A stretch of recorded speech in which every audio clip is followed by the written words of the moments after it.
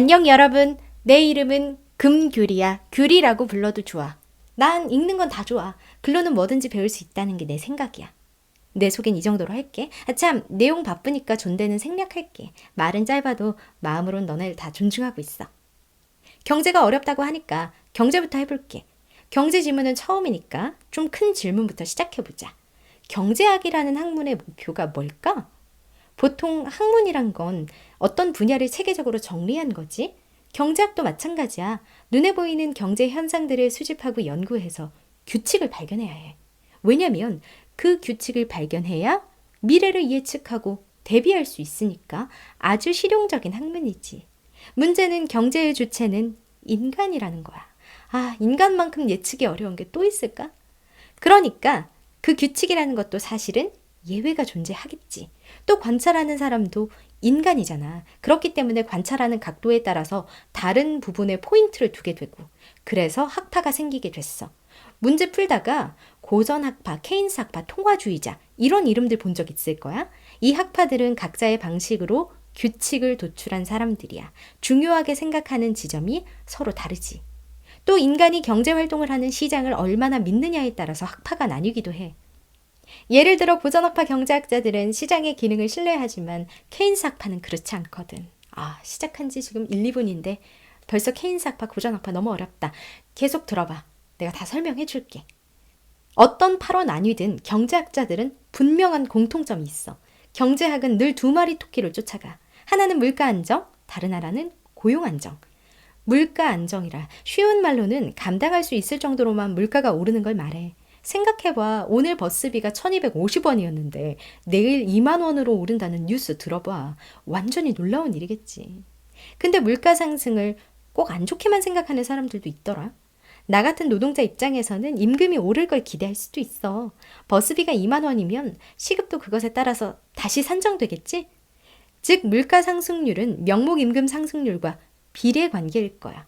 물가 상승률이 오르면 임금도 오르겠지. 물론 현실에서 반영되는 속도가 좀 느린 감도 있지만. 다음으로 고용 안정. 사람들은 보통 노동으로 소득을 얻으니까 노동을 하려면 일자리가 있어야겠지. 그런데 일자리 없는 사람들이 너무 많으면, 즉 실업률이 너무 높으면 고용이 불안정하다고 해. 그렇기 때문에 이런 학파든 저런 학파든 경제학을 연구하는 사람들은 공통적으로 어떻게 하면 효과적으로 물가 불안과 고용 불안에 대처할 수 있을까? 이걸 고민해. 대표적인 경제학자로 영국의 필립스가 있어. 이 사람은 1866년부터 1957년까지 영국의 실업률과 명목 임금 상승률 사이의 관계를 관찰하고 분석했대. 이건 그대로 지문에 나와 있어. 그래서 이 사람은 규칙을 만들었지. 어떤 규칙이냐? 두 마리 토끼는 다 못 잡아요가 필립스의 결론이었어. 물가 상승률이 높으면 실업률이 낮아져. 물가 상승률이 낮으면 실업률이 높아져. 물가 상승률과 실업률은 역의 관계에 있다. 서로 반대되는 방향으로 움직인다. 그게 바로 필립스 곡선이야. 자, 이 논리를 기반으로 케인스 학파는 어차피 두 마리 토끼 다 못 잡을 바에야 물가 상승이라는 부작용을 감수하면서 실업률을 낮추자 라고 주장했지. 그에 대한 방법이 총수요 관리 정책이었어. 이 정책이 효과가 있어 라고 주장하는 말을 지문에서는 유효성을 주장한다는 말로 표현했어. 그럼 이제부터 진짜 설명 들어갈게. 케인스 학파 하는데 그게 뭐야? 케인스 학파의 원조인 케인스는 학자의 이름이야. 대공황 때 등장했지. 대공황. 1929년에는 실업률도 심각하고 경제가 회복될 기미가 보이지 않았어. 그래서 케인스 학파는 정부가 시장 기능을 마냥 믿기보다는 시장에 개입해야 한다라고 생각했어. 사실 케인스가 등장하기 전까지는 고전학파 경제학자들이 주류였어. 고전학파 경제학자들은 시장의 기능을 철저히 믿었지. 이것도 궁금할 거야. 시장의 기능을 믿는다? 그게 뭐냐면 쉽게 말해서 가격이 모든 문제를 해결한다는 거야. 예를 들어서 실업률 너무 높아? 그럼 일자리가 없다는 거네? 그럼 일자리를 얻기 위해 노동자들이 자신의 월급을 낮출 거고, 그럼 다시 실업률이 낮아지고 상황이 나아지면 월급도 좋아지겠지라는 거지. 그런데 기업이 줄줄이 망해가는 대공황 때 시장이 다 해결해 줄 거야 라는 논리는 좀 비현실적이지 않아? 노동자도 사람인데 월급을 어디까지 낮추니? 게다가 실업률이라는 수치만 해결되면 되는 거야? 노동자가 시장 기능으로 조정되는 월급으로 일상생활이 가능할까? 100만 원짜리 일자리였는데 어느 날 사장이 와서 미안해 상황이 어려워졌어. 너 10만 원 받고 일할래? 아니면 해고될래? 라고 묻는다면 어떻게 대답해야 해? 일자리가 있으면 뭐해? 일자리의 질이 완전히 망가지는데. 자, 여기서 주의할 점. 고전학파 경제학자들 다 틀렸었네? 아니야. 여전히 가격이 주도하는 시장 기능은 충분히 기능하고 있어. 다만 이런 위기 때에 맞지 않았던 것뿐이야. 이때 케인스는 정부가 개입해서 인위적인 조치를 취해야 한다고 했고 그 방법이 바로 총수요 관리 정책이었어. 총수요 관리 정책에서 우리가 모르는 단어가 뭐지? 총수요야. 그런데 자꾸 검색해보면 수식이 나오더라. 이거. 총수요, 소비, 투자, 정부 지출, 수출, 수입. 많이 봤지? 아니 그래서 식은 알겠는데 그 의미가 뭐냐고. 다행히 KDI 한국경제연구원에서 좋은 설명을 해놨더라. 총수요란 국내에서 생산된 재화와 서비스를 사용하려는 욕구의 총량이다. 총공급의 개념도 같이 보면 좋겠지. 총공급은 국내에서 생산하려고 하는 재화와 서비스의 총량이다. 어떤 개념을 배우는데 자꾸만 새로운 개념이 튀어나오지? 재화와 서비스?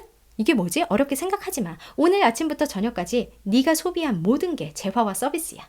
칫솔, 치약, 밥, 햄버거, 옷, 유튜브, 넷플릭스, 컴퓨터. 됐지? 이런 것들을 사용하려는 욕구가 바로 총수요야. 그럼 그걸 관리한다는 건 욕구가 더욱 커지도록 만들거나 억제하거나 둘 중에 하나겠네.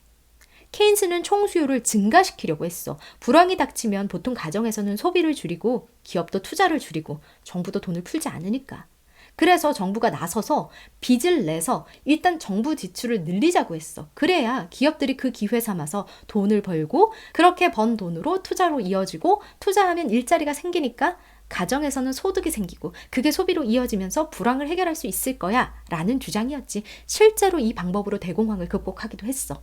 케인스를 비판하기만 했던 경제학자들의 말도 쏙 들어갔지. 근데 그럼 총수요 관리 정책은 정부 지출만 방법일까? 다른 방법도 있어. 앞에서 설명한 것처럼 정부가 쓰는 돈과 세금을 관리하는 거. 이게 재정정책이라면 여기에 하나 더. 중앙은행이 통화량을 조절하는 정책도 있어. 이걸 통화정책이라고 해. 산 넘고 산이네. 그치? 여기서 첫 번째 의문. 중앙은행이 뭐야? 쉽게 얘기하면 각 국가의 돈을 찍어내는 곳. 물론 예외도 있어. 우리나라는 한국은행, 미국은 이 말 뉴스에서 많이 들어봤을 거야. 연준, 미연준, 연방준비제도를 줄여서 페드라고 해. 미국에는 페드가 있고 유럽은 유럽중앙은행, 영국은 영란은행이라고 하지. 우리가 흔히 아는 국민은행이나 우리은행, 신한은행 이런 곳은 일반은행이라고 불러. 우리가 일반은행에서 하는 게 뭐야? 돈을 통장에 넣어두거나 내 신용으로 대출을 받거나 해. 우리가 일반은행에서 이런 업무를 처리하듯이 일반은행은 중앙은행에서 돈을 대출받아. 그 돈으로 우리 같은 일반인에게 대출도 하고 여러 업무를 하는 거지. 두 번째 의문. 통화량이 뭐야? 나라 안에 돌고 있는 돈. 그럼 안 돌고 있는 돈도 있어? 응, 있어. 대표적인 예로 지급준비금이 있어. 중앙은행이 일반은행에 너 보니까 전체 예금액이 이만큼 있구나. 이만큼의 돈은 시중에 풀지 말고 나한테 맡겨놔. 하고 이야기하면 돼. 그 돈이 지급준비금이고 이런 제도를 지급준비제도라고 말해. 한 가지 더. 이자율로 통화량을 조정하는 것도 가능해. 뉴스에서 기준금리 이런 얘기 많이 들어봤을 거야. 여기서 금리는 이자율이야. 이자율을 높이면 어떻게 될까? 당연히 돈을 쓰지 않고 저축하려는 사람이 많아지겠지. 예를 들어서 10만 원 저축하면 한 달 뒤에 11만 원으로 찾을 수 있다고 해봐. 그러면 사람들이 열심히 저축할 거야. 100만 원 넣으면 10만 원 꽁으로 생기는 거니까. 그치? 이자율이 높아지면 돈을 빌리려는 사람은 줄어들겠지. 왜냐면 10만 원을 빌리면 다음 달에 11만 원으로 갚아야 하는 거니까 100만 원을 빌리면 110만 원으로 갚아야 하는 거지. 너무 비싸지겠지? 그러니 시중에 도는 돈이 적어질 거야. 은행 계좌 안에 들어가는 돈은 많아지고. 지급준비제도와 이자율로 시중에 도는 돈의 양을 조절해. 이게 통화정책. 어쨌든 이 모든 것이 케인스 학파의 주장이야. 이게 60년대까지 먹혔어. 문제는 70년대에 케인스 학파의 논리로는 설명하지 못할 현상이 일어난 거지. 실업률도 높아지고 물가도 높아지는 두 마리 토끼가 소나기에서 빠져나가는 경험을 한 거야. 이때 통화주의자들이 주장해. 정부가 얼마나 사업을 벌이고 지출하느냐는 중요하지 않다니까. 문제는 통화량이라고. 그게 경제에서 제일 중요한 거야. 그것만 잘 조절하면 경제를 안정시킬 수 있어. 근데 내가 앞에서 말한 거 기억나? 케인스 학파가 주장한 총수요 관리 정책 중에 재정 정책만 있었던 건 아니야. 통화 정책도 있었어. 그러니까 학파의 입장 차이가 곧 정책의 차이가 된다니까. 케인스 학파가 보기에 통화량은 그냥 운전할 때 간간히 도와주는 와이퍼 같은 존재야. 근데 그것과 다르게 통화주의자들은 통화 자체가 자동차의 핵심 기능인 엑셀과 브레이크라고 생각했거든.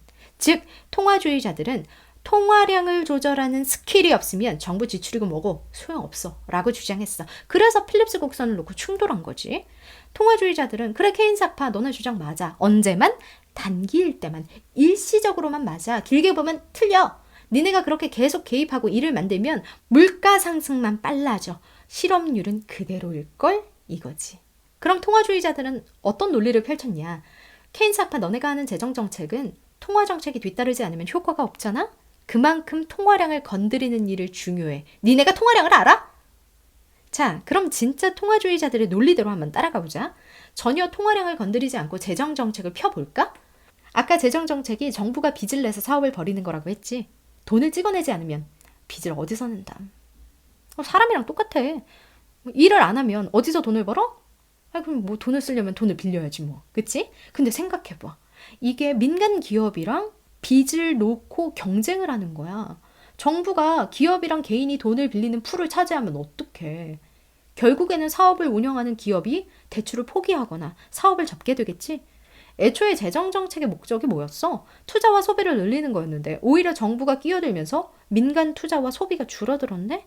이게 통화주의자들의 주장이야. 그럼 통화주의자들은 통화정책을 적극적으로 펴자는 말인가? 아니, 조심하자는 거야. 섣불리 건들지 좀 마, 이거지. 통화정책을 했을 때 성과가 있으려면 어느 정도 기간이 걸리는지, 어느 정도 풀어야 하는지 우리는 사실 아무도 모르거든. 그니까 통화주의자들 입장에서는 통화정책이 아주 진귀한 주사약이야. 왜? 적당히 먹으면 약인데 뭐 많이 먹고 시간을 제대로 지키지 않으면 몸에 해로운 것들 있지. 그런 거. 이 주사의 성분이 몸에 많이 남아있으면 죽는다고 쳐보자. 근데 몸에 퍼지고 해독되는 속도를 몰라. 그래서 언제 놔야 좋을지, 가장 아플 때 놔야 할지, 조금 아플 때 놔야 될지, 열이 펄펄 끓을 때 놔야 좋을지, 2번 놓을지 3번 놓을지 아무도 모르거든. 그렇게 무턱대고 놨다가 갑자기 그동안 놓았던 주사의 약효가 한꺼번에 올라가서 목숨이 위험할 수도 있으니까. 그래서 조심하자고 했어.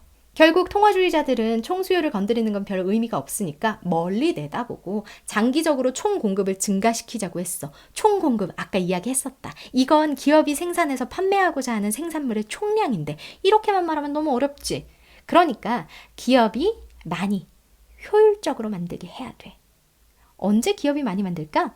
이윤이 많이 남으면 그렇겠지. 그럼 어떻게 이윤을 남길까? 가격을 올리면 돼. 근데 가격을 올리면 사람들이 마냥 많이 살까? 그건 우리가 장담할 수 없지. 왜 이렇게 비싸? 하면서 저항이 있을 수도 있겠지. 이때 제일 안전하게 이윤을 늘리는 건 이자율과 생산 비용을 낮추는 거야. 기업이라면 빚이 있을 수 있으니 이자율을 낮추면 좀 부담이 덜하겠지. 그리고 생산 비용이라. 쉬운 예로 직원들 월급 깎으면 제일 쉬워. 그럼 더 많이 생산하려고 할 거야. 간단히 말해서 직원 한 명에 10만 원이었는데 한 명당 월급이 5만 원이 된다면 그만큼 더 직원을 늘려서 생산을 더 많이 하고 이윤을 더 많이 남기려 하지 않겠어? 그게 총공급 관리 정책이야. 내가 총공급 관리 정책을 직원의 임금을 깎는 걸로 좀 부정적으로만 소개한 느낌이 있네. 그래도 뭐 비용을 낮추려면 그 예가 제일 와닿았긴 하니까. 더 좋은 방편으로는 생산 구조를 개혁한다든가 사람들을 교육시켜서 더 많이 생산할 수 있도록 효율성을 높인다든가 신기술을 개발한다든가 하는 방법이 있어.